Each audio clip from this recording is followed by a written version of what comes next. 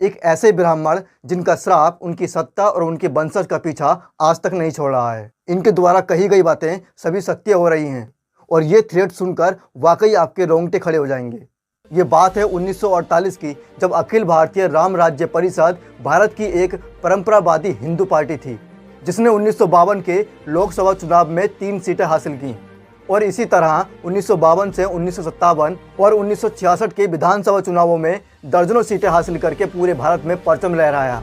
और इस पार्टी की स्थापना स्वामी करपात्री महाराज जी ने की थी, जिसके बाद सत्ता में आई कांग्रेस पार्टी की अध्यक्ष इंदिरा गांधी, जिन्होंने करपात्री जी से कहा कि अगर इस बार के चुनाव में तुम हमारा साथ दो और मैं चुनाव जीतती हूँ तो मैं सभी गोकशी के अड्डों को बंद करा दूंगी।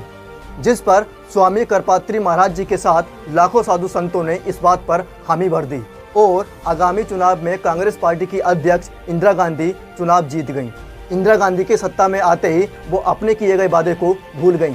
फिर 7 नवंबर 1966 को लाखों साधु संत गौहत्या और गौरक्षा के मुद्दों पर कानून की मांग को लेकर संसद के बाहर धरने पर बैठ गए, जिसमें भारी संख्या में महिलाएं भी थीं और दिन ब दिन ये संख्या बढ़ती जा रही थी। इस पूरी घटना के बारे में इंदिरा गांधी बहुत अच्छे से जानती थीं, लेकिन फिर भी इंदिरा गांधी ने अपने वादे से मुंह मोड़ लिया और फायरिंग के आदेश दे दिए, जिसके बाद लाखों साधु संतों के ऊपर अंधाधुंध गोलियां चलाई गईं, जिसमें सैकड़ों साधु संत और गौरक्षकों की जान गई। नौबत यहाँ तक आ गई कि राजधानी में कर्फ्यू लगने के आसार पैदा हो गए और बहुत से साधु संतों को जेल में डाल दिया गया। उस समय गृह मंत्री गुलजारी लाल नंदा ने इस घटना का खुद को जिम्मेदार बताते हुए अपने पद से इस्तीफा दे दिया।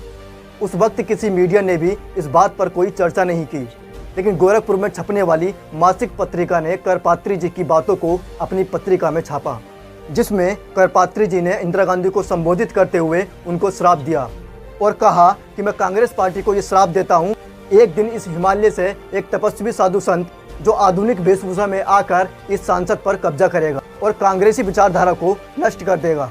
यह एक ब्राह्मण का श्राप है। उस वक्त करपात्री महाराज संसद के सामने रोते हुए और साधु संतों की लाशें उठाते हुए बोले, तूने गोहत्यारों को जो मारने का झूठा वादा किया था वो क्षमा योग्य नहीं है, इसलिए गोपाष्टमी के दिन ही तेरे वंशज का नाश होगा। करपात्री महाराज जी का ये श्राप बिल्कुल सत्य हुआ।